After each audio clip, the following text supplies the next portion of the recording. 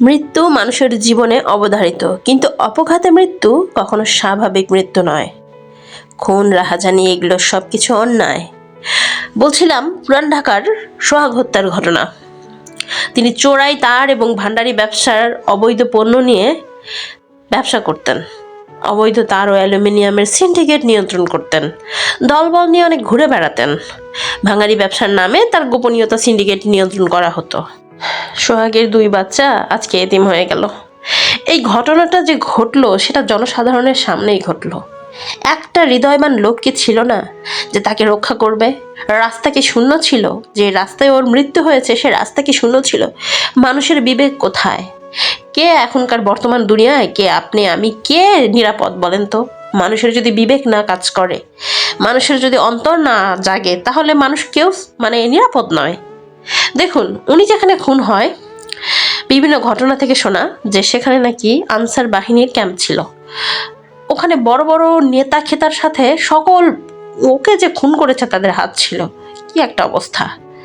এত সুন্দর করে খুন করে ফেললো জনসাধারণের সামনে। কোনো কি কারো জীবন কি কেউ ফিরে দিতে পারবে? পারবে না। ব্যবসা, টাকা পয়সা নিয়ে খুন করে, চাঁদা চেয়ে, এগুলো কি? চাঁদাবাজি করা তো অন্যায়, তার প্রতি অন্যায়। আপনারা যদি জনসাধারণ যদি ওইখানে সবাই মিলে অ্যাটাক করতো এই চাঁদাবাজদের, তাহলে উনি খুন হতো না। চাঁদাবাজ কয়জন ছিল, কিন্তু জনসাধারণ তো বেশি ছিল। জনসাধারণ সেটার ভিডিও ক্রিয়েট করছে, কিন্তু তাকে বাঁচানোর মতো হৃদয় তাদের হয়নি। বোঝেন মানুষ কতটা নিম্নে নেমে গেছে, মানুষ কতটা নিম্নে নেমে গেছে।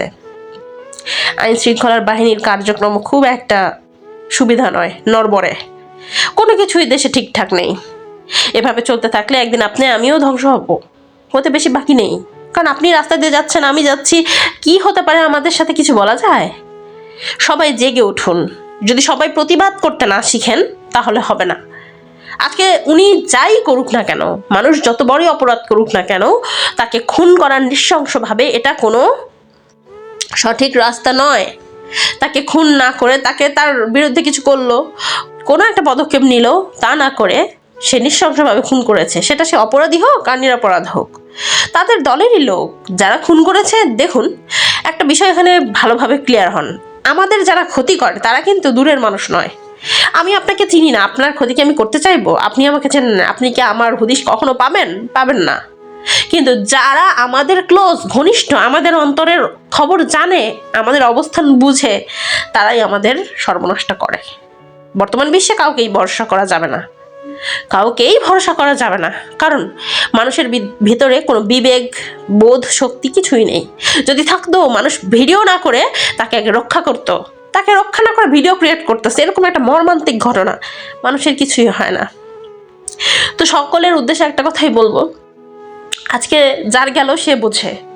যে মহিলার জামাই মারা গেল, সোহাগের বউ, তিনি ভোগ করবে কষ্ট। তার বাচ্চা, সোহাগের বাচ্চা 2টা ভোগ করবে কষ্ট। যার বাবা নেই তার দুনিয়াটা অন্ধকার। বাবা মা দুজনকেই দরকার। বাবা হচ্ছে বাসার ছাদ না থাকলে ওই ঘরে কখনো নিরাপদে থাকা যায় না। আজকে এই নৃশংস খুনের জন্য পাবলিকও দায়ী। কেন জানেন? পাবলিক তাকিয়ে থেকে দেখেছে। আপনাকে কি হাসনের মাঠে প্রশ্ন করবে না যে আপনি তাকিয়ে থেকে কেন দেখলেন? আপনি অন্যায়ের প্রতিবাদ কেন করলেন না? অন্যায়ের প্রতিবাদ করতে আল্লাহ তাআলা বলেছেন। আপনি যে নৃশংসভাবে আপনার চোখের সামনে কোনো অন্যায় হতে দেখে চুপ থাকছেন, আপনিও সেই গুনার ভাগীদার হচ্ছেন। এত সহজ নয় ইসলাম। প্রতিবাদী হতে হবে। সে যত বড়ই অন্যায় করুক না কেন, কাউকে নৃশংসভাবে খুন করার কোনো আইনি, ইসলামিক কোনো কোথাও কিছু নেই। এগুলো একসাথে থাকা খাওয়া মানুষগুলোই তার ক্ষতি করে ফেললো। চাঁদা চেতে এসে এত বড় একটা অবস্থা।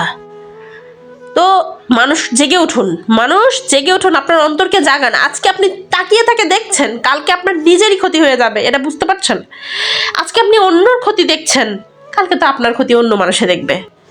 যদি আপনারা জেগে না ওঠেন, যদি জনসাধারণ জেগে না ওঠে, তাহলে আরও বিক্ষুব্ধ অবস্থায় পড়তে হবে। এটা নোট করে রাখুন, অবশ্যই পড়তে হবে। কি ভাই, মানুষ এমন কেন? চোখের সামনে একটা অন্যায় হতে দেখে কেমনে চুপ থাকে? মানুষের বিবেক কিছুই নাই। যদি 10-20 জন আসে, ওরা 5-7 জনে কি করতো? কিছুই করতে পারতো না।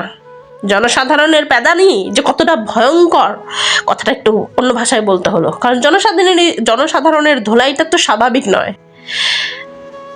এই জন্য বুঝতে হবে যে মানুষের বুক পিঠ আজকে কোথায় চলে গিয়েছে? সবাই নিজেকে রক্ষা করুন এবং অপরকে রক্ষা করার চেষ্টা করুন। আল্লাহ তাআলা বলেছেন, আপনি যদি কাউকে ভালো রাখার চেষ্টা করেন, আপনি কারো উপকার করার চেষ্টা করেন, আল্লাহ তাআলা আপনার উপকার করবে। আপনি কারো অন্যায় চেয়েছে দেখছেন, আপনিও তো সেই অন্যায়ের ভাগিদার। দুনিয়ায় কিছু নেই, সব কিছু ট্রেন্ড হয়ে গেছে। এটা নিয়ে সে ভিডিও করে সে কামাই করছে, কিন্তু তাকে বাঁচাতে তার বিবেকটা দংশন করলো না। বুঝতে পেরেছেন? এই জন্য আমাদের জেগে উঠতে হবে। এই সোহাগ হত্যার ঘটনাটাকে কেন্দ্র করে এখনো সময় আছে, আপনারা জেগে উঠুন, না হলে দেখবেন ঘরে ঘরে খুন হয়ে যাচ্ছে। ঘরে ঘরে খুন হতে সময় লাগবে না। দুনিয়ার তো অবস্থা খারাপ, দেশের কোনো কিছু ঠিক নেই, অবকাঠামোগত কোনো কিছুই ঠিক নেই। আমরা কেউ সেফ না, ছোট ছোট বাচ্চা ধর্ষণ হচ্ছে, মসজিদে পর্যন্ত ধর্ষণ করে ফেলে রাখছে। মানে বুঝতে পারছেন কত বড় বর্বরতার যুগ। এখনো সময় আছে, সবাই নিজেরা জেগে উঠুন। চোখের সামনে কোনো অন্যায় হতে দেখলে কেউ পিছিয়ে থাকবেন না, সবাই দুমড়ে মুচড়ে অন্যায়ের প্রতিবাদ করুন, প্রতিবাদী হয়ে উঠুন। না হলে একদিন আপনারও বিপদ হবে, আমারও বিপদ হবে, এটাই বাস্তবতা। যদি কারো কথা খারাপ লাগে ক্ষমা করে দেবেন। আশা করি সকলে বুঝবেন। এই ভিডিওটা বেশি বেশি করে শেয়ার করুন, জনগণের কল্যাণের জন্য, আপনার আমার কল্যাণের জন্য। মানুষকে সচেতন হতে হবে। কারো ক্ষতি চেয়ে চেয়ে দেখা যাবে না, নিজের ক্ষতি তাহলে দিন গুনতে হবে, নিজের ক্ষতির জন্য অপেক্ষা করতে হবে যদি অন্যের ক্ষতি আমরা দেখে থাকি। তো সোহাগ হত্যার ঘটনা লাস্ট অবধি কি হয় দেখতে থাকুন। ধন্যবাদ প্রিয় দর্শক।